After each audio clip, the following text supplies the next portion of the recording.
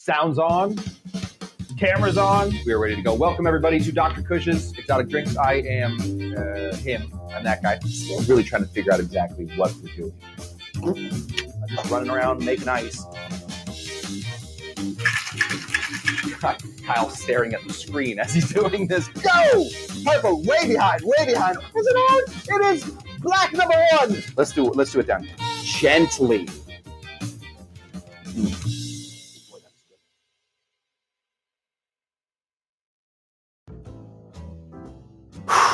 Welcome everybody to Absolute Classics. I am Dr. Kush. Oh, we got a good one for you.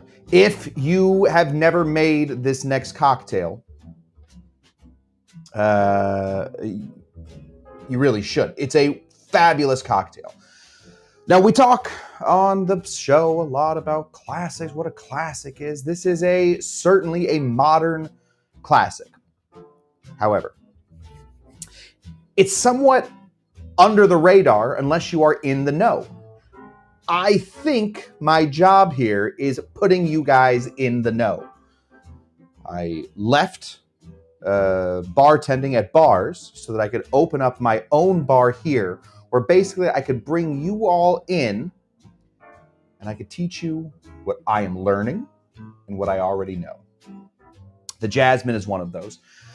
The Jasmine came around right about the same time as the Cosmopolitan. We're talking early 90s, 91, 92, maybe late 80s, 89. You guys know what a late 80s is. I'm not going to name all the years.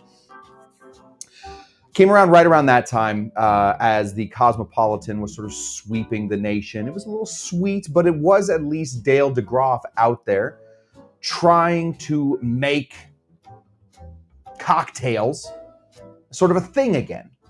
They were a thing at one point. They weren't a thing for one point, and they're a thing again. That's what Dale DeGroff was up to. Well, there was another guy who you will never hear of again. He's got one cocktail. It's Paul Harrington. Paul Harrington grew up in Seattle, Washington, moved out to San Francisco, and sort of like me, when I started bartending, he was doing other things. He was out gallivanting, trying to get in there, figuring out what exactly he was doing with his life. But once he got behind the bar, he started reading, he started writing, he started arithmeticking. He started figuring out exactly what these cocktails were really all about. It really got him going. It lit a fire in him. And so he went out and he started studying all these great cocktails. I studied a cocktail called the Pegu Club. I believe we've made a Pegu Club in here. And one night, a friend of his named something Jasmine with no E sat down at the bar and said, hey, buddy, you know how we're friends, so I get free drinks? Make me something. And he did. He made him a Pegu Club. But instead of the bitters, the orange bitters and the Angostura bitters that normally goes into... I must have lost my comb. Yes. Just getting long again. Instead of putting the bitters in there, he put Campari. Whole new cocktail called the Jasmine, named after his buddy, not some lady named Jasmine, not some flower named Jasmine. No, named after his buddy. His name was probably Gustav Jasmine, but with only one N. So they called him Gus. They called him G-Jazz, I imagine is what they really called him, G-Jazz, as he walked through the streets of San Francisco. And that's the story to it. So we're going to make one of these cocktails. I also figure it's time. We've all made some cocktails now. I feel like it's time to get into some jiggering. Exactly what we're doing with jiggering. And this is a really good cocktail to start off with. So if you are going to be joining along with me, go ahead and grab your jiggers. Put them in your hands like this. Go ahead and grab your big one right in here. This is 1 ounce. This is 2 ounces. Grab the other one. This is 3/4 ounces, half ounce. And we're going to store them just like this. This is how we're going to hold our jiggers. Now, if you got this, if you get this technique right, you never have to put your jiggers down. And that is important because there's nothing worse. And you guys have watched me do it. I've gotten lazy behind the bar. I'm getting back into jiggering. You've watched me be like, where I just had that thing, and now I don't know where it is. You've seen me do this move. We're gonna try and stop that by jiggering. So we're gonna hold him like this. So go ahead and grab your jiggers and let's go from here. This is going to be, the reason that this one is so nice is because it's called a waterfall cocktail. So it basically starts big and it sort of, it gets progressively smaller. Is that how waterfalls work? I'm not a waterologist. I don't know. I make ice. I'm an iceologist. I don't know what it does once it's melted. Get it out of here. All right, let's begin. We're going to start over here. I am going to pimp one of my friends' gins right here. This is my buddy Mike Hartman and his brother make this amazing gin.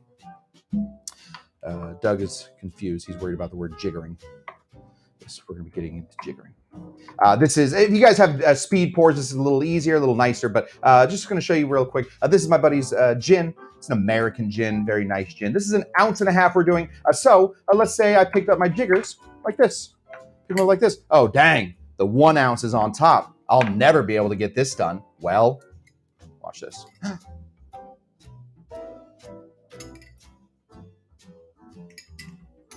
Now, I'm not expecting anybody to get this on the first night. Yes. It wasn't a very famous Irish dancer who was famous for jiggering. There was. Lord of the Dance. We're going to go ahead and we're going to practice this whenever you guys can. I'm not going to show you. Wasn't paying attention. I can't talk and do it. Come on. We're going to go ahead and flip this so that 1.5 is up. And now while we're doing this, this guy, the little guy, is just sitting off to the side. He's got nothing to do. Just hold him. Don't hold him like this. This is a big mistake.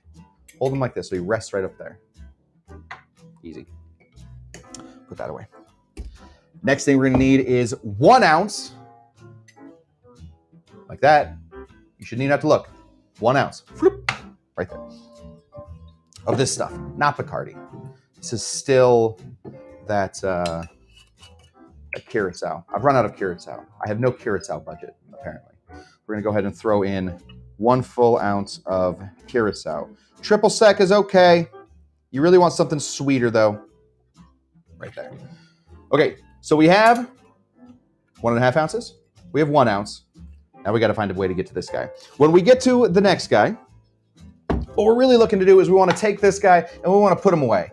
Right back here. All the way back here. Now, because we're not even using him anymore. He's done. He's had his time in the sun. This guy has. It's this guy's time to shine. It's little boy, it's time to shine. Now, we're always going to keep this guy right up here. Right? 3/4 ounce. It's ready to go. 3/4 ounce. But we got to get to that 1/2 ounce. How are we going to do that? Okay. I mean, I don't feel like I'm reinventing the wheel here, guys, but jiggering, once you really can start to think about it, how many ounces? You need 2.5 ounces. That's going to go 2, and it's going to go 1/2. 2, 1/2. 2, 1/2. Just becomes the thing.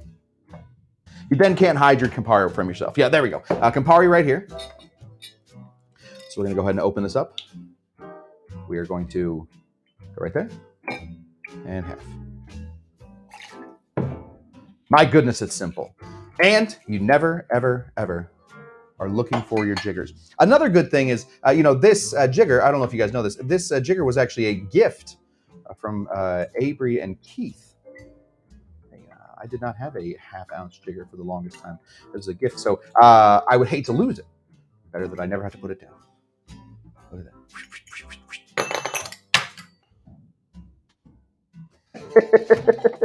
that. Got slippery. I've realized recently that I am getting a little rusty, so I'm going to try and up my game back behind the bar. And as I up my game, I will be telling you what I'm doing, so that if you guys want to up your game, you can re-up your game with me. We do not have any whiffing cubes today, so I will put in 2 cubes so that at least Rich gets some of his sounds. The rich sounds of Rich whiffing cubes. Right there.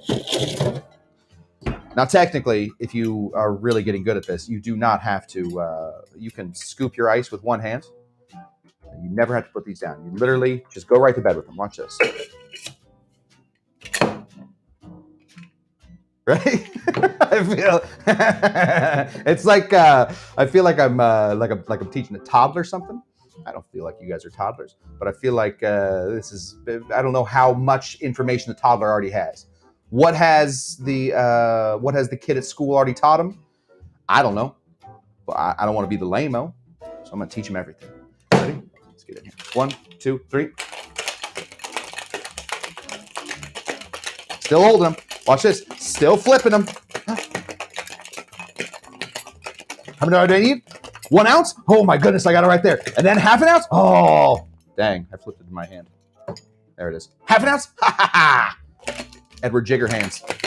Who said Edward Jiggerhands? David Strickland. Comment of the night. Well done, buddy. Edward Jiggerhands. There we go. Well, I guess the idea is now to keep these in my hands as long as I can. So we're going to go ahead and throw this glass out. Still holding these. We're going to take this guy right here. We're going to filter this cocktail out. Now look how, first of all, look how pretty that cocktail is. That, you walk into a bar and you order a Cosmopolitan. They give you the cross eye. They give you the old stink eye. Somebody back there twirling his thing, pulling on his suspenders, flipping his jiggers. He goes, I got something better for you. I assume the reason that you like the Cosmopolitan is because of the time period. It's never been a reason anybody's ever liked a cocktail, but very nice, this little cocktail. Let's go ahead and, still holding our jiggers. Look at this. We are going to, this is a little terrifying. Maybe put your jiggers down when you're cutting. We're going to go ahead and grab this. We're going to squeeze here. We're going to throw this right in there. Ta-da!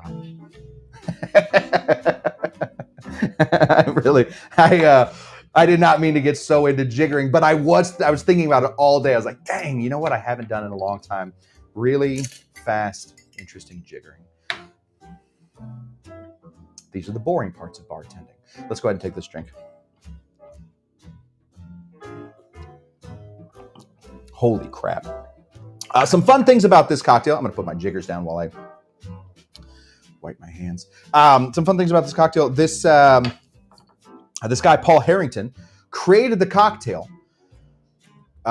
Told, a couple people about it. Not that many people about it. His buddy, Gustav Jasmine, I assume. Don't know the guy's first name. Just Jasmine. That guy told some people. That guy told some people. And in the middle of all this, Paul quit bartending. Walked away from it completely. He went to go be an architect.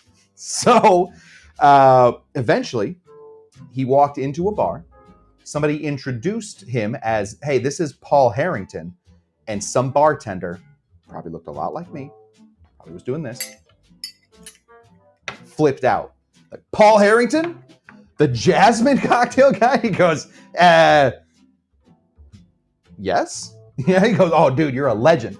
Jasmine's made everywhere. So while this guy was out of bartending, his bartending legend was growing. It was getting huge. The guy could have worked in any bar. Instead, he went and did the stupid thing. Architect. Are you color within the lines? Come on. Yeah. That's a big Campari difference. Yeah. Sorry. Yes. Sorry. The thing in the bottom is very different. I realized too late. I transposed two of my things. Either way, if you do make this, one of his buddies, one of Paul's buddies, drank this drink. The legend goes, drank this drink, and he said, "Hey, congratulations. You invented grapefruit juice." It's pretty cool.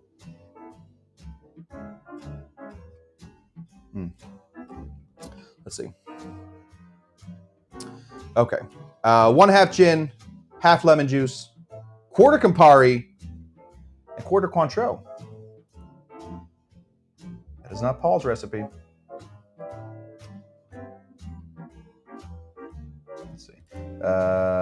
Dance Dance Magic.